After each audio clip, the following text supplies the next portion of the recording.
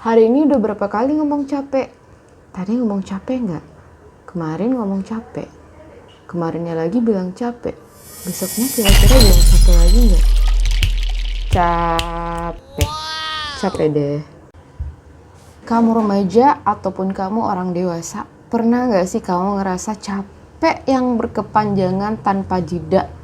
Padahal aktivitas yang kamu kerjakan di hari itu tidak ada bedanya dengan aktivitas-aktivitas sebelumnya. Nah, jadi kayak tiap hari tuh kata capek berulang-ulang. Kemarin bilang capek, kemarinnya bilang capek, malamnya bilang capek malam ini. Besok mungkin bilang capek lagi. Nah, terus untuk yang perempuan biasanya ini kayak capeknya itu kita feel like PMS gitu. Dikit-dikit marah, capek, terus uring-uringan. Jangan kebelet skip video ini karena dari ilustrasi ini kita bakalan menarik kesimpulan kenapa kamu bisa mengklik video ini kalau lewat di beranda YouTube kamu. Nih kayak yang lagi lewat nih. Bunyi burger lewat. So, baiknya kamu nonton video ini sampai habis nggak bersisa. Dan kalau boleh, kasih like, comment, dan subscribe video ini. So, oke, katakanlah hari ini kamu sedang capek banget. Capek secapek-capeknya. Tapi sebenarnya kamu juga bingung kenapa hari ini saya jadi capek banget ya. Dan kondisi capek ini sebenarnya bukan capek yang kamu rasakan hari ini saja. Kemarin-kemarinnya kamu ngerasa capek. Tapi sebenarnya kamu sadar aktivitas yang kamu lakukan itu tidak ada bedanya dengan aktivitas yang kamu lakukan sebelum-sebelumnya. Dan rutinitas itu tidak ada yang berbeda. Tapi kamu kok capek banget ya. Terus kamu juga sering memaksakan, kamu mencoba mengambil waktu untuk beristirahat tapi tidak ada hasilnya, kamu merasa masih tetap capek gitu kan. Sama misalnya di malam itu, anggap saja malam itu ya. Di malam itu kamu atau di hari itu kamu ngerasa capek banget, terus kamu memutuskan untuk cepat-cepat istirahat. Maksudnya sih biar pulih capeknya. Cepat-cepat istirahat, mungkin rebahan dan mencoba untuk tertidur. Tapi bukannya malah tertidur, kamu semakin banyak mikir, ya alias kamu jadi overthinking, memikirkan banyak hal mulai dari yang menyenangkan sampai hal yang menyedihkan, mulai dari bayangan mantan sampai pacar khayalan, ya kan? Nah, jadi kamu gak bisa tertidur nih, padahal malam sudah semakin larut. Ya udah, kamu akhirnya memutuskan untuk memasak semangkuk mie instan untuk dimakan, ditemenin mungkin sebotol teh kemasan yang udah ready di kulkas kamu. Udahlah, kamu siapkan terus kamu makan gitu. Setelah cukup kenyang, kamu kemudian teringat bahwa kamu ada tugas yang harus dikerjakan di hari itu. Tapi karena kamu udah keasyikan scrolling HP, Instagram dan lain sebagainya, kamu jadi mikir nggak usah deh dikerjain, besok aja kalau kondisi fisiknya membaik ya, atau lelahnya habis bisa terkejar kok. Ya udah. Nah, sambil scrolling HP kamu sempat kan makan coklat lagi tuh. Nah, makan coklat, minum teh kemasannya gitu. Nah, akhirnya tanpa sadar kamu tertidur. Tertidur. Tidak cuci muka, tidak sikat gigi. Udahlah, kondisinya pokoknya emang capek, udah makan enak, udah tidur. Aja yang dilakuin buat pulih nih, maksudnya buat pulih. Terus keesokan harinya kamu tiba-tiba terbangun karena ada rasa nyut-nyut di jidat kamu. Aduh, gak sengaja nih tangan kamu nyentuh jidat kamu dan sakit banget. Nah, ternyata di jidat kamu muncul satu jerawat baru. Nah, cepat-cepat kamu lari ke cermin. Waduh, ada satu jerawat baru. Ini juga tadi tangan tiba-tiba kena jidat karena kaget. Dikagetin alarm, gak sengaja deh kena jidatnya. Udahlah, makin stres kan. Aduh, kenapa semalam gak cuci muka, dan seterusnya. Lalu kamu gak sengaja melirik jam dinding dan di situ sudah jam 8 atau jam 9. It's mean kamu terlambat di hari itu.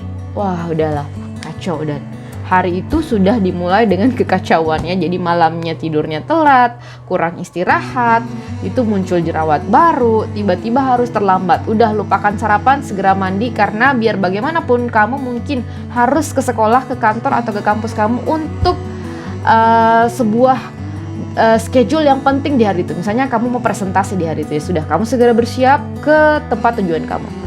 Nah, karena terburu-buru di perjalanan tanpa sarapan, kamu juga mendengar makian dari pengguna jalan yang lain. Ya, tadi balapnya kurang ajar nih, bla bla bla bla, dan seterusnya. Kamu, aduh ini kurang ajar saya di dalam. Karena mungkin di perjalanan kamu nggak sengaja hampir menyerempet pengguna jalan lain karena kamu tergesa-gesa menuju ke kantor atau ke kampus ya. Nah, di jalan itu kamu juga mikir kira-kira jawaban apa nih yang harus saya persiapkan supaya di sana ketika ditanya kamu kenapa terlambat, kamu gini, kok mukanya kusut banget, kusut masa dan seterusnya, kamu bisa menjawab dengan sempurna dan tidak menimbulkan pertanyaan baru lagi. Sudahlah ya, kamu akhirnya melanjutkan perjalanan kamu dan sampai di tempat tujuan kamu. Oke, let's say kita anggap saja kamu sudah tiba di kantor ya atau di kampus ya. Nah, setelah tiba di sana, kamu segera mempersiapkan diri kamu untuk jadwal presentasi ya, yang memang seharusnya hari itu harus kamu lakukan. Nah, jadi udah siap semuanya ya, presentasinya disiapkan. Nah, tiba waktunya untuk masuk ke ruang presentasi. Tapi baru berada di pintu ruangan, kamu tiba-tiba merasa sekujur tubuh kamu kaku ya, badan seluruh tubuh menjadi panas. Anehnya tangan dan kaki menjadi dingin banget, dingin dan beku. Kayaknya bentar lagi demam. Waduh, kok jadi gitu ya? Nah, dan ini mungkin kejadian yang bukan sekali saja, tapi setiap kali kamu harus menghadapi momen-momen penting, kamu tiba-tiba ada di kondisi demam ya, atau kayak kondisi yang kamu alami pada saat itu. Nah, hati-hati, ini bisa saja bagian dari indikasi kamu ada di kondisi psikosomatis. Nah, psikosomatis karena hal-hal yang menegangkan itu nanti mungkin kita bahas di sesi yang lain ya. Jadi bisa saja kamu ada di kondisi tersebut. Lanjut. Nah, kamu sudah masuk ke ruang presentasi dan sampai di ruang presentasi, walhasil semua yang kamu persiapkan itu ambyar seketika. Pahit banget kayak ya, jadi kayak lupa. Jangankan untuk bisa menghubungkan desktop kamu dengan LCD ya, ngomong aja susah, jalan aja susah. Dengan sisa-sisa tenaga yang kamu miliki, kamu berusaha menuntaskan presentasi di hari itu, tapi tetap aja hasilnya akhirnya tidak berjalan sesuai yang kamu harapkan. Kamu menilai diri kamu tidak produktif, kamu menilai diri kamu sial banget di hari itu. Jadi intinya kamu gagal presentasi di hari itu. Keluar dari ruangan presentasi dan segala macam perasaan berkecamuk di jiwa kamu. Yang tadinya mungkin paginya kamu kepikiran ketika melintas di depan penjual bubur ayam pas pagi tadi, wah bentar siang saya bakalan balas dendam makan yang enak ya, tapi ternyata setelah keluar dari ruang presentasi, segala hasrat ingin makanmu itu hilang seketika. Aroma bakso favorit kamu yang dulunya kalau kamu kecium aroma itu langsung mau makan, ini gak ada, hilang nafsu makan sama sekali. Nah, setelah kejadian itu kamu akhirnya memutuskan untuk cepat-cepat pulang ke rumah aja, kayaknya udah gak bisa melanjutkan hari ya. Nah, sampai di rumah kamu akhirnya mikir, waduh gak bisa, kalau saya tidak makan saya mungkin akan menjadi sakit lagi kan. Udahlah, kamu mencoba menghubungi orang-orang terdekat kamu, katakanlah menghubungi teman, menghubungi sahabat atau pacar kamu ini, minta untuk ditemenin makan siang. Tapi ya karena memang hari itu weekday ya, teman-teman kamu atau sahabat kamu atau pacar kamu ini memang lagi sibuk-sibuknya, tidak punya waktu untuk menemani kamu di siang hari itu makan gitu. Jadi yang bisa mereka lakukan pada situ mungkin cuman memberi support lewat ponsel kan, lewat telepon. Nah, karena kamu udah emosi dan moodnya sudah memang udah gak bagus sejak pagi, kamu mikir negatif tentang mereka.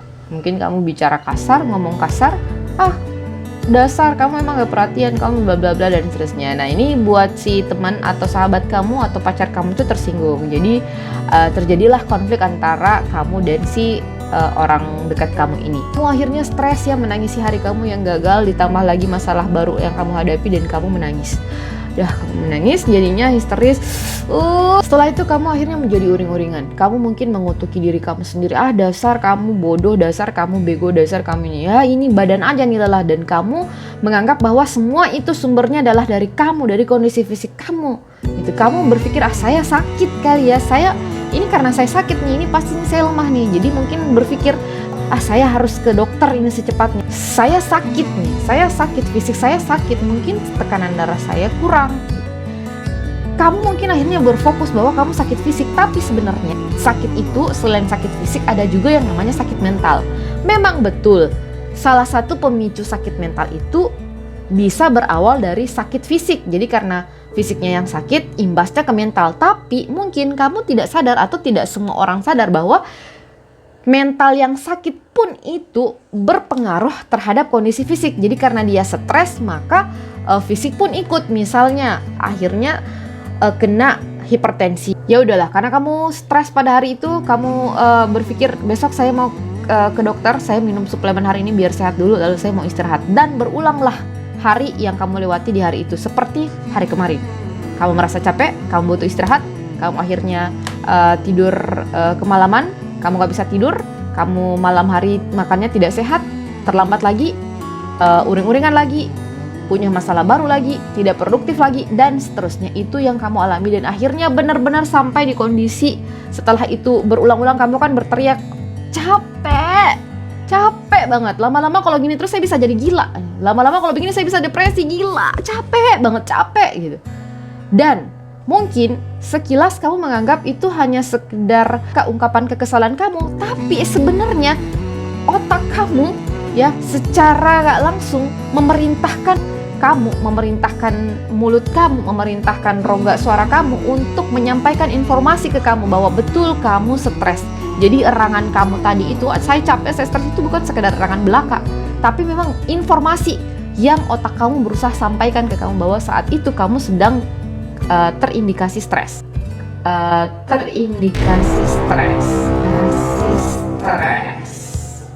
Kesimpulannya dari ilustrasi yang tadi saya coba sampaikan, jika kamu merasa merasa lelah yang tidak berkesudahan, ini udah istirahat lama tapi nggak berhenti juga. Kedua, ngantuk terus menerus tanpa jeda, padahal tidurnya udah cukup. Tiga, emosi kamu jadi tidak stabil, mudah marah, mudah sakit hati, mudah tersinggung, galau tanpa sebab, dengar lagu dikit aja, lagunya Adele saja.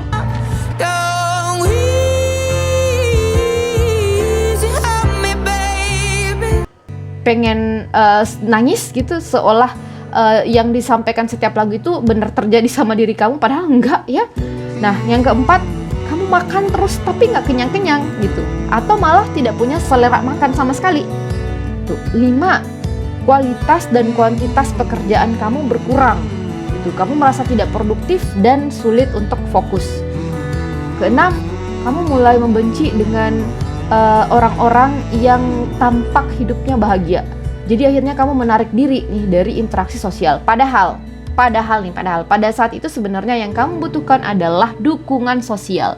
Tapi karena kamu takut interaksi sosial itu justru membuat mood kamu menjadi tidak bagus dan membuat kamu makin stres gitu, jadi kamu membatasi diri kamu. Padahal sebenarnya kamu butuh dukungan orang-orang yang positif di sekeliling kamu.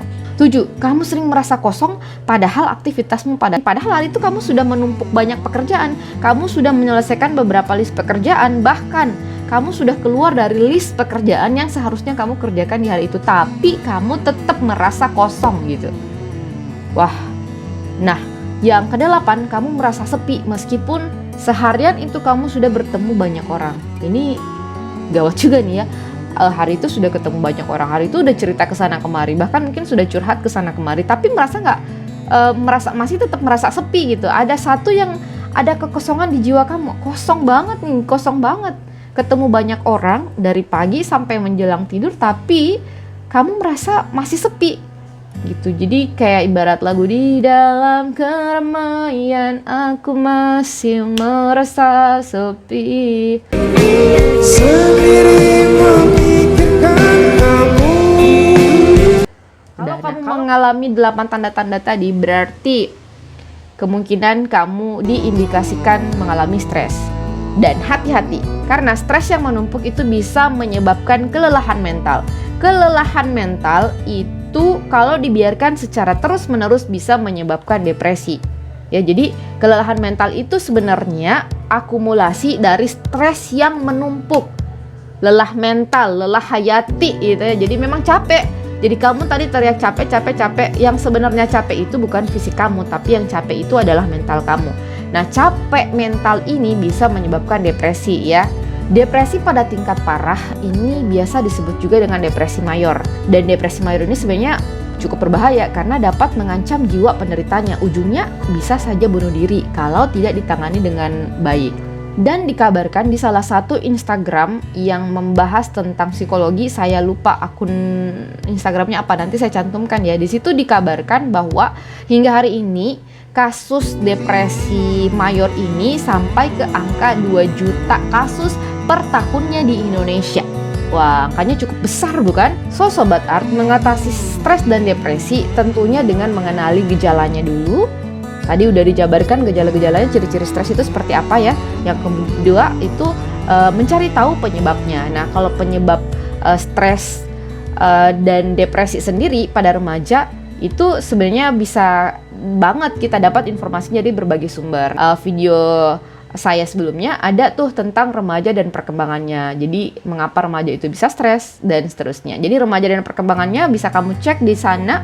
Di video itu kamu bisa tahu kok bisa sih remaja mengalami stres dan depresi. Yang ketiga, setelah tahu penyebabnya, nah ini baru dicoba cari solusinya. Nah, untuk kamu yang juga pengen tahu gimana cara mengatasi stres dan depresi yang terjadi pada diri kamu atau mungkin orang di sekitar kamu, kamu juga bisa cek video kita selanjutnya, oke? Untuk itu, saya nggak bosan-bosannya mengingatkan kamu untuk subscribe channel ini ya, biar bisa lebih berkembang, dan pastikan untuk klik tanda lonceng biar nanti ada notifikasi tiap kali ada video baru yang mungkin saja bermanfaat buat kamu. Jangan lupa di-share juga video ini ke teman-teman kamu, ke siapa aja yang membutuhkan.